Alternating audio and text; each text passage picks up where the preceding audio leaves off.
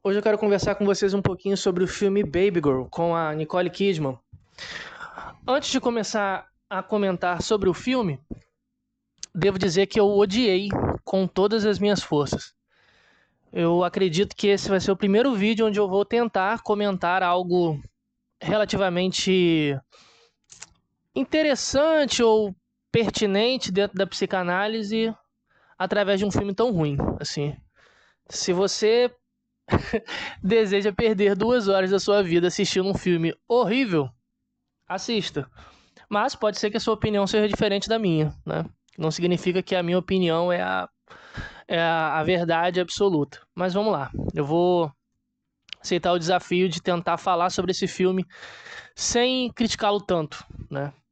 O filme acompanha a vida de uma CEO de uma empresa, assim, ela tem muito dinheiro. Tem uma família ali, tem filha e tal, casada com o Antônio Bandeiras, simplesmente o Antônio Bandeiras, que ela é casada. E ela acaba conhecendo um rapaz, né, mais jovem do que ela, que é estagiário ali na empresa, né? E os dois, pode-se dizer, entre aspas, iniciam uma espécie de um relacionamento / relação de dominação e submissão envolvendo sexo entre aspas. Por que eu estou colocando sexo entre aspas? Vou explicar no decorrer do vídeo. Se eu não me engano, a última temporada da série You, da Netflix, que na minha opinião já deveria ter terminado há muito tempo, tinha um personagem que era um cara muito rico, jovem, um playboy, que ele costumava humilhar os funcionários dele.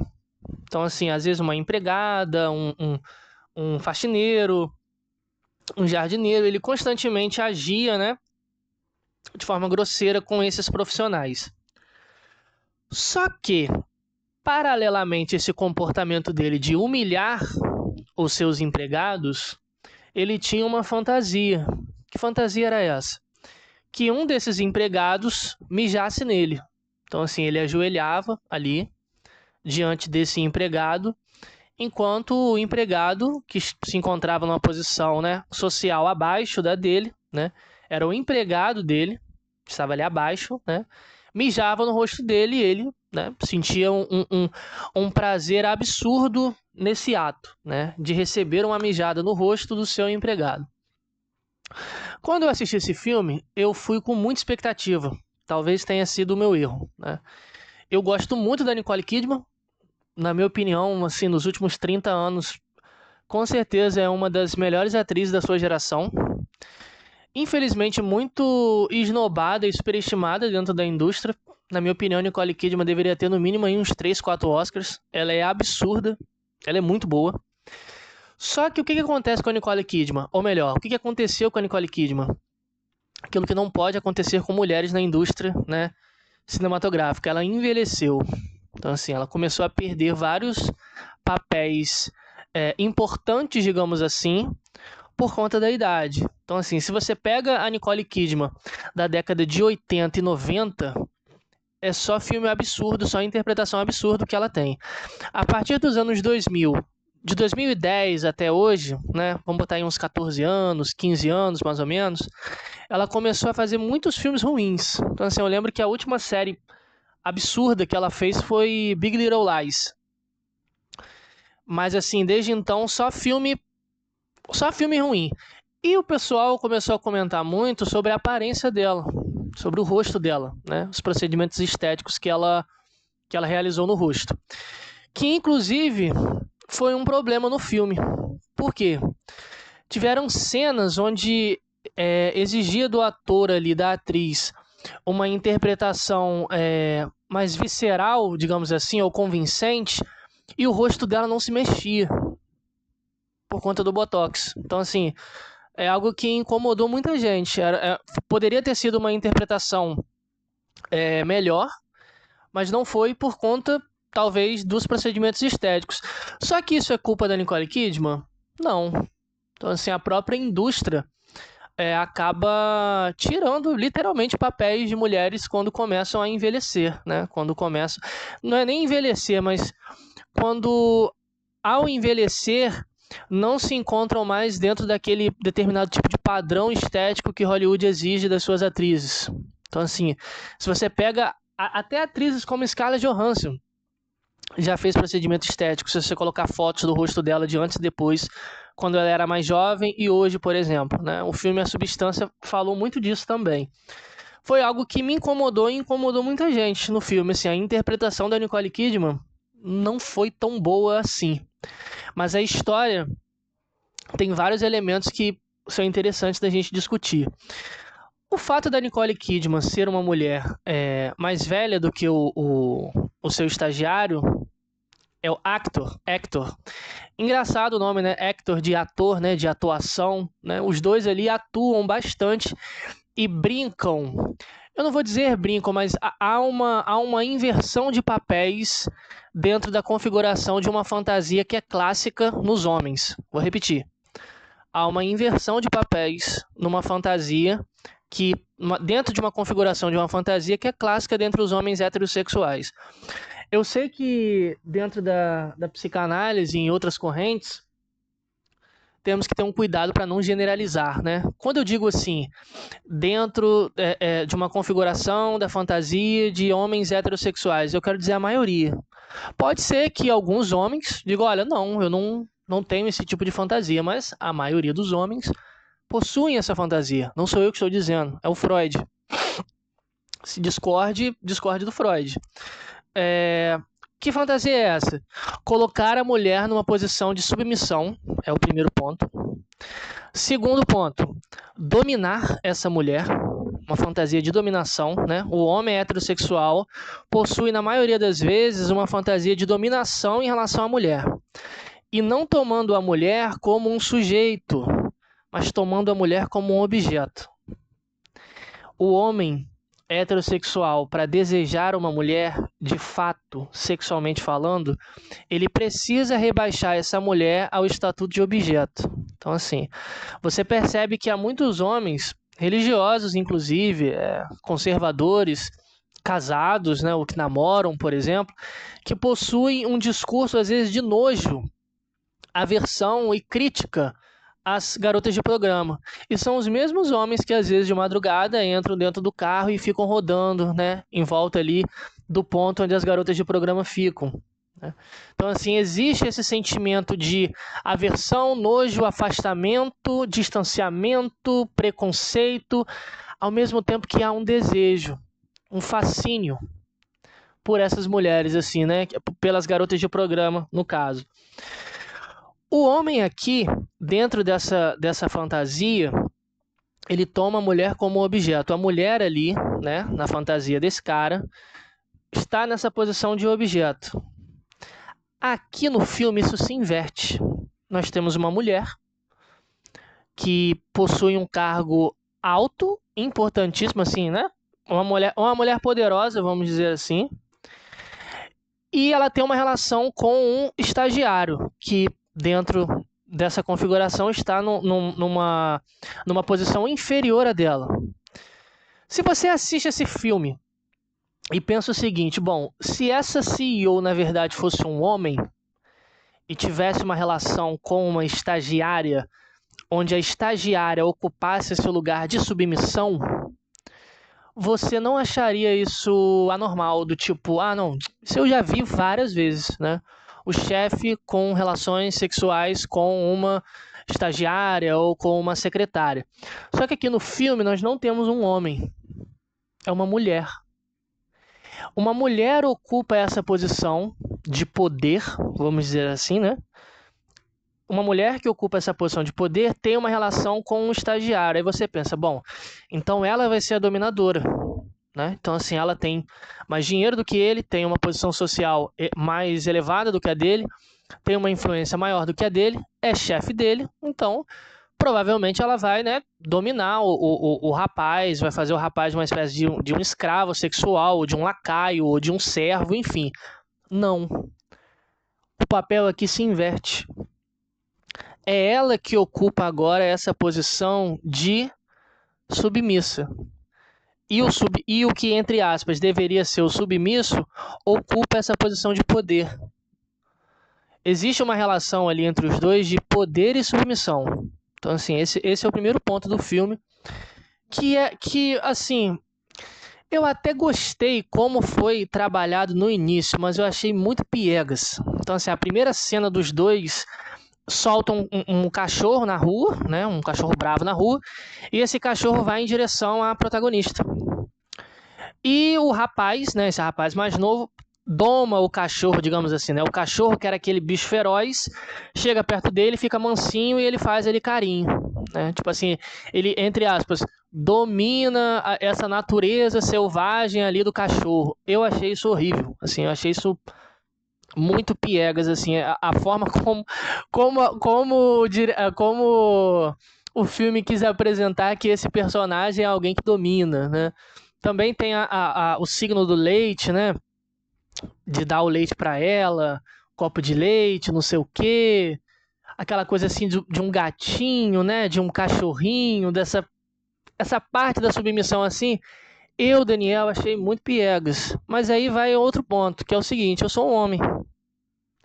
Pode ser que uma garota ou uma mulher adulta que cresceu com fanfic, ou que escreva fanfic, por exemplo, ou que gosta, por exemplo, dessa categoria literária, né? Eu acho que é hot, se eu não me engano, vai achar excelente. Nossa, caramba, que história envolvente, que história sensual, que thriller erótico, eletrizante, sexy, ousado. Eu não achei. Assim, eu achei o filme bem piegas mesmo. Mas existe esse ponto. Bom, existe uma inversão aqui dessa fantasia. A que está na posição de poder se coloca numa posição de submissão. Mas esse é o pulo do gato. Ela se oferece. Não é ele que a coloca. Vou repetir. Ela que se oferece a essa posição, para estar nessa posição de objeto. Não é ele que faz com que ela esteja nessa posição. Então, assim, quem detém o controle, de certa forma, ainda é ela. É ela que oferece o corpo dela. Ela que se coloca nessa posição. Ela que aceita as investidas dele. Que também é outro ponto que eu acho muito ruim no filme, assim. Não desenvolve tão bem esse início. Não há essa parte do flerte, assim, algo muito rápido. Ela encontra ele na rua, descobre que ele é estagiário da empresa dela, ela tá ali dentro de uma sala, ele entra, há aquela tensão sexual ali entre os dois, mas 2 minutos depois eles já estão praticamente numa relação de submissão e dominação, assim. Achei isso também muito horrível. Outro ponto que também é muito interessante no filme é o seguinte, a protagonista ela é frustrada sexualmente.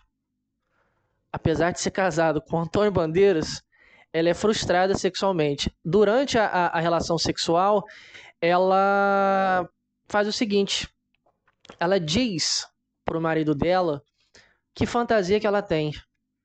Olha, eu gosto assim assado. Só que ele não compra essa fantasia e se sente desconfortável com ela. Então, olha só. Ela tem essa fantasia de submissão. É uma mulher poderosa com uma fantasia de submissão. Ela conta essa fantasia de submissão pro marido. Só que o marido não se sente confortável o suficiente para entrar nesse papel. Olha só, o actor, né, de ator, né, para entrar nesse papel e interpretar esse papel. Ele não se sente confortável ali o suficiente, né, para realizar aquela fantasia da esposa. A personagem, ela é frustrada sexualmente. Porque o marido dela, entre aspas, né, uma expressão que comumente as pessoas usam, não dá conta dela. Eu vou além. O marido aqui não dá conta das fantasias que ela tem. Isso justifica a traição? Não. Não justifica a traição. Mas, e se ela fosse um homem? Quantos homens que se sentem frustrados dentro dos seus relacionamentos traem suas respectivas esposas com garotas de programa, justamente alegando isso. Olha, a minha esposa não faz direito, a minha esposa não realiza as minhas fantasias. A minha esposa é muito frígida, a minha esposa não gosta de inovar, a minha esposa é muito arroz com feijão. Isso existe nos homens. Muitos homens que são e estão frustrados sexualmente dentro dos seus respectivos relacionamentos traem. E as pessoas, em sua maioria, acham isso normal. Assim, não, isso entre aspas, é da natureza do homem. Ou, o homem é assim mesmo. Ou, o homem não consegue se contentar com uma só. Aqui no filme, eu acredito que tenha sido um ponto legal, assim, porque o filme ele te dá uma chacoalhada do tipo, você tá assistindo ali, há uma determinada situação, uma determinada cena, aí você pensa assim, e se fosse um homem? Qual seria a minha reação, assim? Será que eu enxergaria de uma forma diferente? Será que eu julgaria essa personagem de uma forma diferente? Então, assim, a personagem, ela é frustrada sexualmente no casamento dela. Ponto. O marido dela não satisfaz as suas fantasias e também não interpreta, né, esse papel. Porque é uma cena.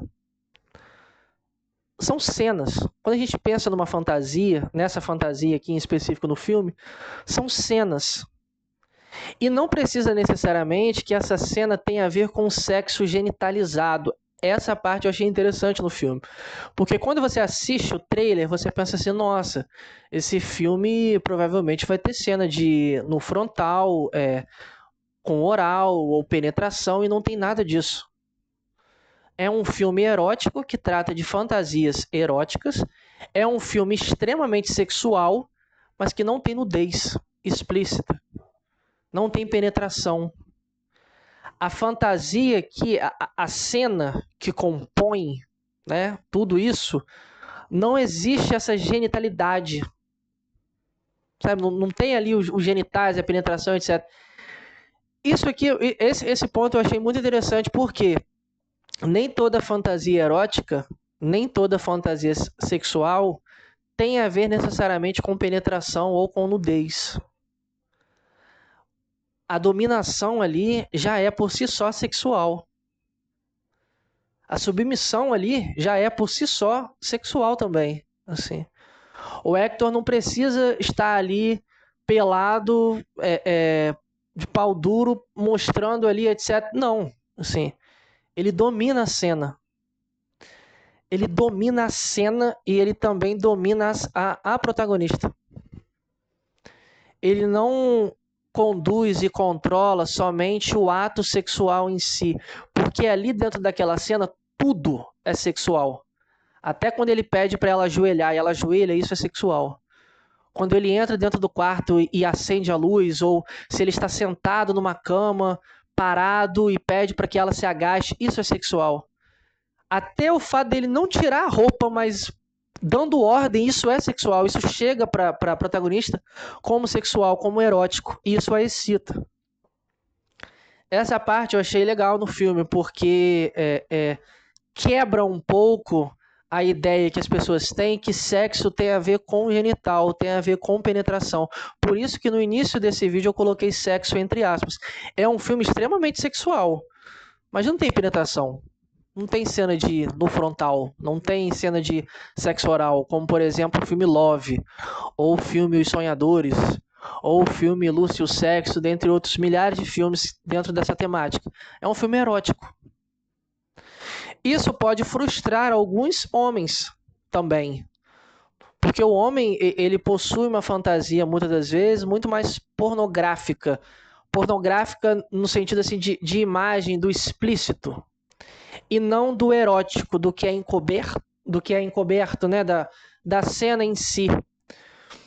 Pode ser um filme que agrade muito mais algumas mulheres que se excitam com o erótico e não com o sexual. Com o erótico e não com o explícito. Com o erótico e não com o pornográfico. Então o filme ele consegue desenvolver muito bem essa parte assim do erótico, do sensual, do não explícito. Só que a relação dos dois em si, eu achei muito piegas também.